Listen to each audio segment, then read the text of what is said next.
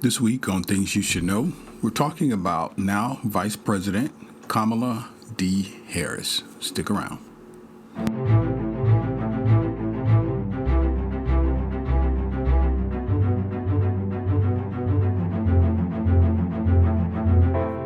Here at Things You Should Know podcast, our focus varies from commonly asked questions like, what are the top email apps for iPhone users? Or how much does it cost to go to Disney World anyway? To the trending topics of the day, such as, are taxes going up or down?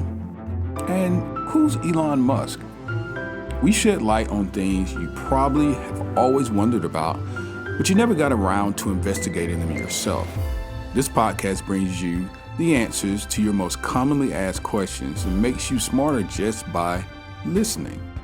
Information empowers, and the more information you have, the better decision you can make, and ultimately, your quality of life is based on the decisions you make.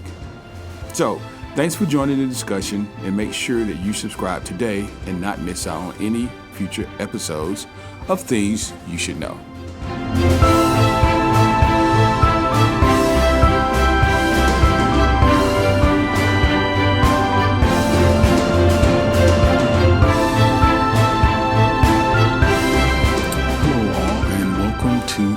You should know. I am your host, Kelly, and as always, it's my pleasure to welcome you into the podcast. Thank you so much for listening and supporting the podcast. Those of you guys who continue to come back and support us, thank you so very much. Please continue to share links to our information, our content. It would be greatly appreciated. And if this is your first time, welcome aboard. Things You Should Know is here for your pleasure in terms of learning and educating yourself on some of the more curious and trending topics of the day. And speaking of which, today I think you're going to find this topic very interesting. We have a new administration here in the United States, and our president is Mr. Joe Biden, who has been in public service most of his career, most of his life, and most people know who he is. But one of the things that we have that's very new to us is our first female vice president, our first African-American vice president of Indian descent. And there's not a lot known about her on a wide span.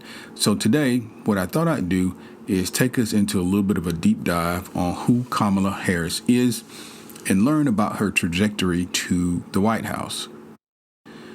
One of the things that I do periodically is I look at Google Trends. So I'm going to ask you a question here, see what your thoughts are. Trending in 2020. What do you think's trending in 2020? Obviously, there are news things that were trending in terms of the election and coronavirus, so there's no surprise there. But there are top 5 people that trended in 2020. The first person is Joe Biden. Second person is Kim Jong-un. And the third person we're going to talk about today, and that is Kamala Harris. There's Jacob Blake at number 4 and Ryan Newman that came in at number 5. It's just interesting. I thought I'd share that with you. There are a lot of people that are looking up who Miss Harris is on a regular basis. So I said, why not bring that information to my audience? Because you guys are inquisitive like I am. I've got some information on her as it relates to, personally when she came onto the scene, and this has only been in the last 5 years. Well, on my register. I'm not a citizen of California, so if you live in California, obviously you've heard of her before if you're in her district. So, but on a national scale and on an international scale now, she's known and she will be known. So let's find out all we can about Kamala Devi, D-E-V-I, Harris. So let's start first things first. She was sworn in and her name was mispronounced. It is not Kamala. It is Kamala. It is Kamala Harris. Kamala Devi or Devi Harris is her full name, and she was born in October 1964, the 20th day of October. She is a native Californian. She was born in Oakland. She now is the 49th president of the United States, the 49th vice president. Let me be clear, 49th vice president of the United States. She is a part of the Democratic administration and supports now President Joe Biden. She is the first woman to hold that seat. She is the first African American to hold that seat. And she is the first person of Indian descent as well. Now, she previously served in the U.S. Senate, which is kind of where I began to know who she was, from 2017 to 2021. And as I alluded to earlier, she was the Attorney General of California for a number of years, starting in 2011 up until 2017. She attended Howard University, which is an HBCU, a historically black university, and she also obtained her law degree from, the University of California, Hastings College of Law. Now, her father was Jamaican, and he taught at Stanford University. And you're going to see she comes from a pretty good pedigree. These are some sharp people.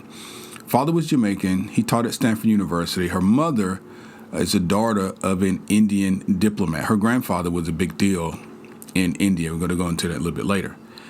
Her mother was also a cancer researcher. Her younger sister's name is Maya, and later became a public policy advocate. Maya is spelled M-A-Y-A. After studying political science and economics in 1986 at Howard University, Kamala earned a law degree in 1989 from Hastings College.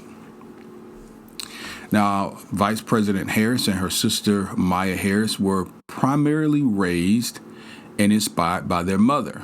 Their mother's name, Shyamala Gopalan, and I hope I'm doing that justice, Gopalan. She, as I said, was a breast cancer scientist, and she was a pioneer in her own right. She received her doctorate the same year that Vice President Harris was born. So in 1964, Mrs. Gopalan received her doctorate, and she was a smart lady. So was her husband. Now, her parents were activists. They instilled a strong sense of activism in Vice President Harris with a strong sense of justice as well. They brought her to civil rights demonstrations, and they introduced role models to her, ranging from Supreme Court Justice Thurgood Marshall to civil rights leaders such as Constance Baker Motley, who worked and motivated her to become a prosecutor. So Mrs. Motley was a mentor for her and a motivator for her to become a prosecutor. Now, growing up, Vice President Harris was surrounded by a diverse community and extended family. That sounds like a really fun family. You got Jamaicans on one side, long history, long heritage. Indians on the other side, long history, long heritage. And when that mixes up, there's got to be some awesome things happening there. In 2012, Kamala delivered a memorable address at the DNC, the Democratic National Convention, which raised her national profile. 2 years later, she was married to attorney, I think he's a business attorney, Douglas Emhoff, E-M-H-O-F-F. He was also widely considered a rising star in the party as well.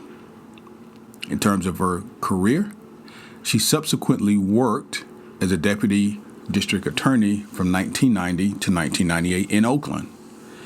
She earned a reputation for her toughness as she prosecuted cases ranging from gun and gang violence to drug trafficking and sexual abuse cases. Harris rose through the ranks, becoming the district attorney in 2004. Now, I'm going to give you the sources that I used to compile this information, but there were some conflicting dates on this, so I'm going to give you both of them. So initially, the D.C. or the White House website indicates that in 2003, she became the district attorney of San Francisco. Politico indicates in 2004.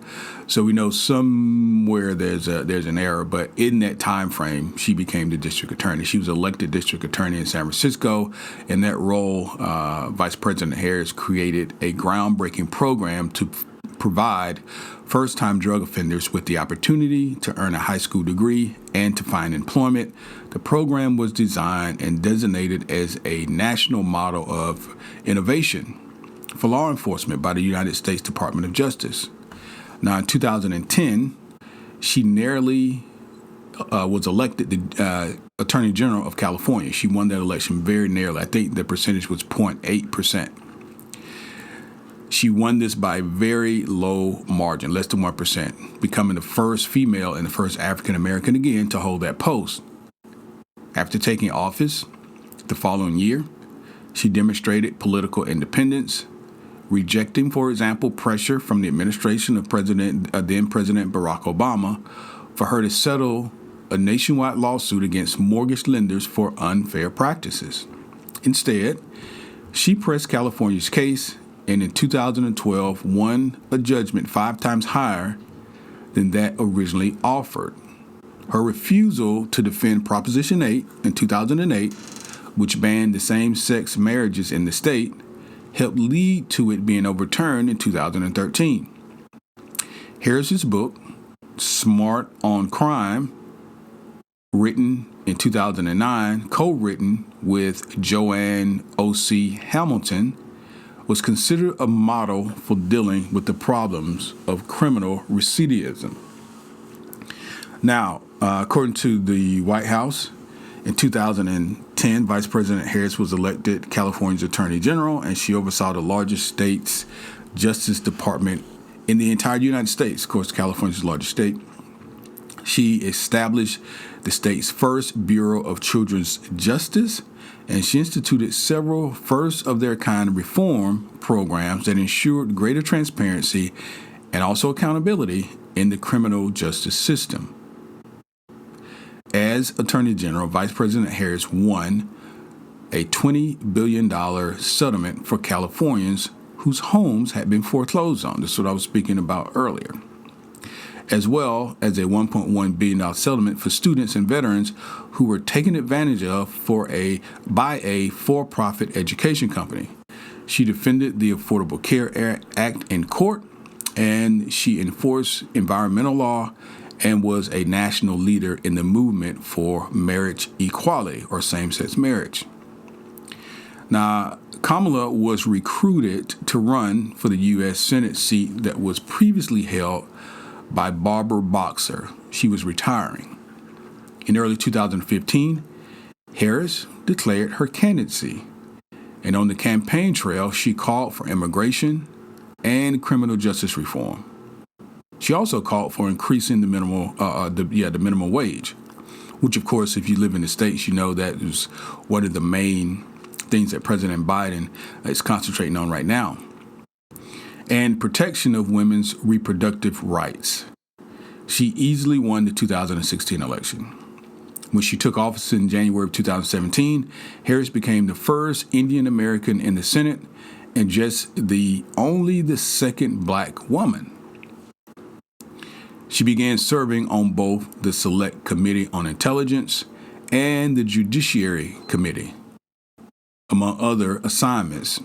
She became known for her prosecutorial style of questioning witnesses during hearings, which drew also some criticism, and occasional interpretations from her counterparts across the aisle, the Republican senators.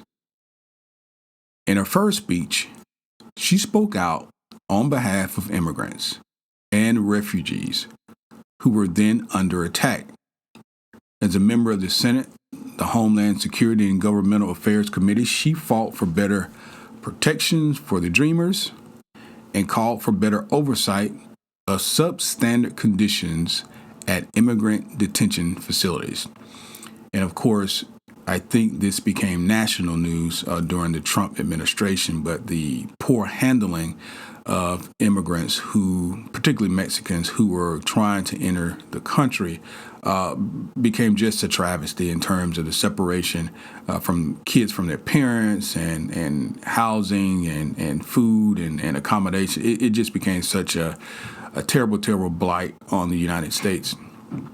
Now, Senator Vice President Harris championed legislation to reform cash bail, combat hunger, provide rent relief, improve maternal health care, and address the climate crisis as a member of the Senate Committee on Environmental and Public Work and Affairs. Her bipartisan anti-lynching bill passed the Senate in 2018.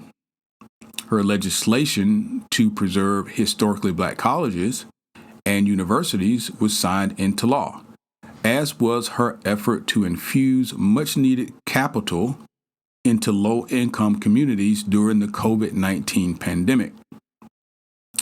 Now, she also drew some particular attention for her questions to the U.S. Attorney General, Jeff Sessions. Mr. Sessions was testifying before the Intelligence Committee on alleged Russia interference in the 2016 U.S. presidential elections. She had earlier called on him to resign. Harris' memoirs, The Truths We Hold, An American Journey, was published in January of 2019. Shortly thereafter, Harris announced that she was seeking the Democratic presidential nomination in 2020. Now, from the offset, she was seen as one of the leading contenders, and she drew particular attention when, during a primary debate, she had a contentious exchange with then fellow candidate, Mr. Joe Biden. This was over the opposition to school busing in the 70s and the 80s, among other race-related topics. Although Kamala's support initially increased, by September of 2019, her campaign was in serious trouble, and by December, she had dropped out of the presidential race, along with many other candidates, by the way. Now, as racial injustice became a major issue in the United States, many Democrats called on then frontrunner Biden, the party's presumptive nominee, to select an African-American woman, a demographic that was seen as pivotal to his election changes and chances as his vice presidential running mate. So, on August 11th of 2020, Vice President Harris accepted President Joe Biden's invitation to become his running mate and help unite this nation. She's the first woman, she's the first Black American, and the first South Asian American to be elected vice president, and she was sworn in and is currently serving as the 49th vice president. Some famous quotes. One that she says she got from her mother, which is, "My mother would look at me and say, 'Kamala, you may be the first to do many things, but make sure that you are not the last.'" So what I've brought to you is a combination of a couple different sources: Washington Post, Politico, some stuff from her biography, and of course the White House page that was developed for her as well. But here's some information that I searched for and I found that maybe is not so mainstream in terms of being known about Mrs. Harris. So let's go through a few of these. Her name is Kamala. Her mother chose Kamala's name as a nod to both her Indian roots. Kamala means lotus. And if you are into Buddhism or Hinduism, yoga, any sort of meditation, you know the importance of the lotus flower, lotus posture, and these sorts of things. And also part of her name is Hindu, is a nod to the Hindu goddess Lakshmi, Lakshmi. And this means empowerment of women. Kamala's parents were divorced when she was 7. Remember, her dad was Jamaican and mom's Indian. Her parents were divorced when she was 7. Her and her sister Maya were with her mom and spent the predominant amount of time with their mother, and they lived in Berkeley, in a duplex in Berkeley. It's just where she grew up. I pulled that information, quite honestly, because one, I didn't know it about her, but two,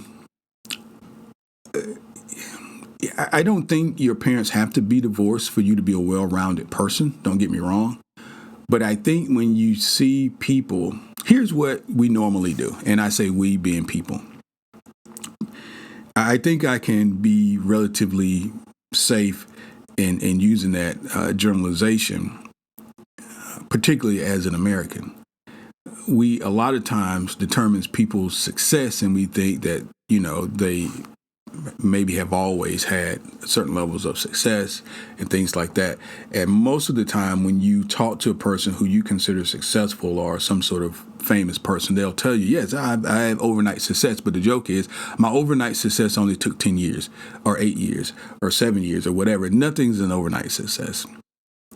And you have an impression of people. Okay, she's now the vice president of the United States, but, you think, well, she may have went to Ivy League schools and, she had this great family support and a lot of, in terms of resources, she may have had a lot of resources, finance and otherwise. I saw this and I said, here's a person that can identify with a lot of people. I just thought this was something that, hey, you know what, a lot of people's parents are divorced. So are hers. And I thought, on some degree that made her, very identifiable with people. And I know when you're running for the highest office in the land, people are always looking for areas where they have similarities. And this is nothing to taunt in terms of high praise, but I'm just saying, she's a kid. She was 7. Her parents divorced. She'd been through that and she got through it. And a lot of people did. So anyway, that's just my 2 cents. Now, in the first grade, this refers back to the contentious debate between now President Biden and Miss Kamala. At the time, they were on a debate platform. The Democratic ticket was still being determined.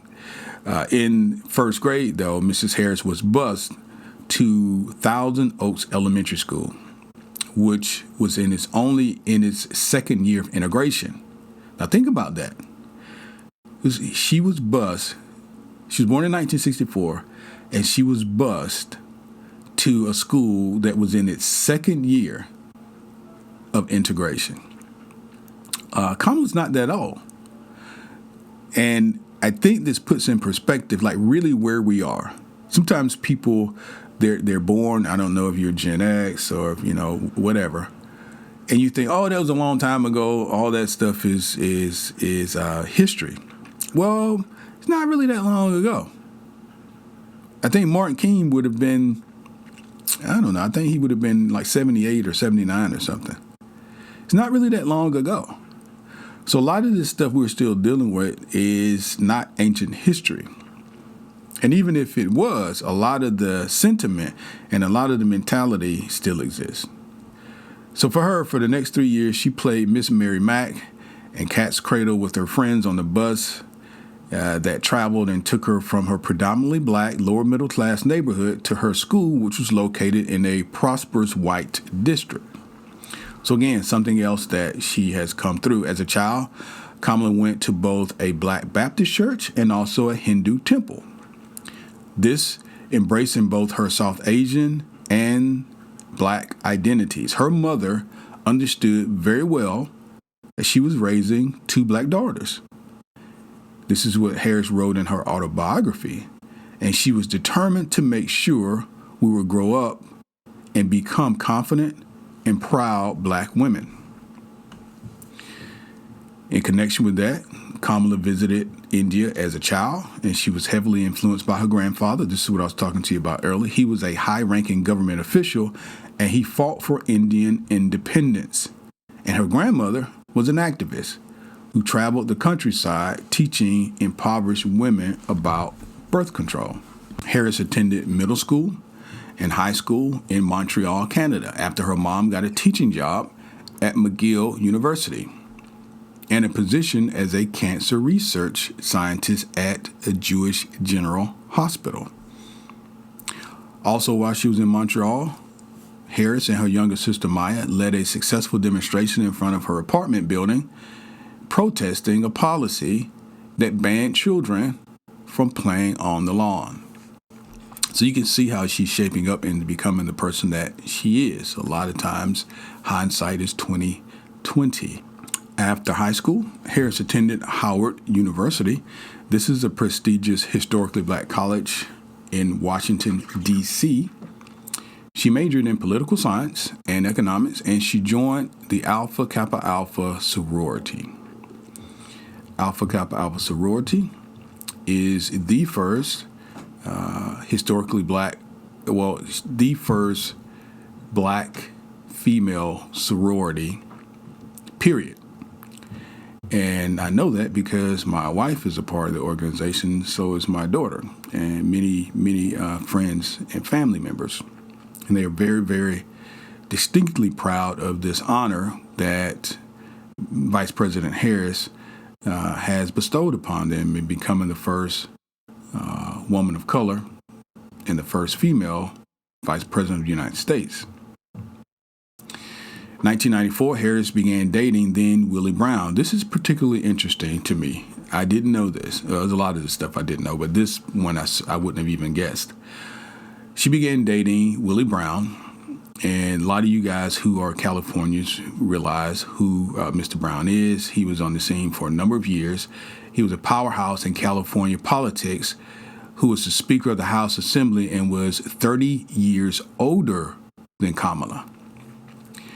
From his perch in the Assembly, Brown appointed Harris to the California Unemployment Insurance Appeals Board and the Medical Assistance Commission, positions that together paid her around $80,000 a year on top of her prosecutor's salary. Now, I don't want to veer off too much into the weeds in terms of Mr. Brown, but I think maybe you do some research on who Willie Brown was, and this will become a little more interesting of a fact for you. During her first 3 years as a district attorney, San Francisco's conviction rate jumped from 52% to 67%. One of Harris's most controversial decisions came in 2004 when she declined to pursue the death penalty against the man who murdered San Francisco police officer Isaac Esponza. At the funeral, Senator Dianne Feinstein delivered a eulogy in which she criticized Harris, who was actually in the audience, prompting a standing ovation from the hundreds of officers who also attended. Now, this resulted in Harris being shunned by police unions for decades, for the next decade. This according to Politico. Later, as California Attorney General, Harris declined to support two ballot initiatives that would have banned the death penalty, raising accusations of political opportunism and inconsistency on the controversial issue. Also, she was under scrutiny during her tenure as San Francisco district attorney when a technician stole cocaine from the DA's crime lab and also mishandled evidence. Harris, trying to keep things under wraps, failed to inform the defense attorneys, and as a result, about 1,000 drug-related cases had to be thrown out. In San Francisco, she vocally supported a controversial 2010 law that made truancy being the action of staying away from school without any good reason, a misdemeanor, and punished parents who failed to send their children to school. The truancy rate ultimately dropped, but some critics saw the rule as too punitive. Now, that same year, in her second term as district attorney, Harris ran for California Attorney General. Initially, few thought that she would win the race. She was a woman of color from liberal San Francisco who opposed the death penalty and was running against a gentleman named Steve Cooley. He was a popular white Republican who served LA's DA. The race was very tight. On election night, as a matter of fact, Mr. Cooley made a victory speech. And and the San Francisco Chronicle declared him the winner. 3 weeks later, all the ballots had been counted, and Ms. Kamala Harris was declared the victor by a whopping 0.8 percentage points, less than 1%. On her signature accomplishments, however, as Attorney General, she created Open Justice, an online platform to make criminal justice data available to the public. The database helped improve police accountability by collecting information on the number of deaths and injuries of those in police custody. Certainly something that needs to be nationwide. Now, her most fervent online supporters, this is kind of funny, are called the K-Hive. And if that sounds familiar, it's because you've heard the Beyonce supporters, the loyal fans, refer to themselves as the Beehive. Also, something maybe you didn't know about her, she collects Chuck Taylor's Converse sneakers. She wears them all the time. She says they're her go-to travel shoes. She likes to cook. She's an enthusiastic cook. She bookmarks recipes from the New York Times cooking section and has tried almost all of the recipes from Alice Waters' The Art of Simple Food. She says her go-to dinner entree is simple roast chicken. Favorite books: Native Son by Richard Wright, The Kite Runner by Khalid Hosseini, The Joy Luck Club, I've seen that movie, not read the book, by Amy Tan, Song of Solomon by Toni Morrison, The Lion, The Witch, and the Wardrobe by C.S. Lewis. Now, she typically wakes up around 6 a.m. and she works out for about half an hour on an elliptical or a soul cycle. She normally starts her day with a bowl of Raisin Bran with almond milk and tea and honey and lemon before she heads off to work.